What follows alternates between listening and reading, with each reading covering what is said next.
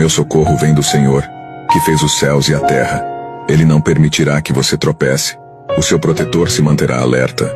Sim, o protetor de Israel não dormirá, ele está sempre alerta. Como sombra que o protege, ele está à sua direita.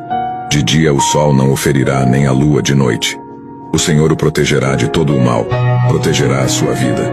O Senhor protegerá a sua saída e a sua chegada, desde agora e para sempre. Deus está dizendo para você que aonde que você pisar a planta dos teus pés, seja na tua entrada ou na sua saída, Ele vai estar contigo. É Ele que vai guardar a tua alma de todo mal. Ele está dizendo que o socorro que você tanto precisa vem dele. A resposta que você tanto necessita, ela vem do Senhor. E Ele não permitirá que os seus pés vacilem, porque aonde você pisar vai ter sinal de bênção. Descansa, porque aquele que te guarda não dorme.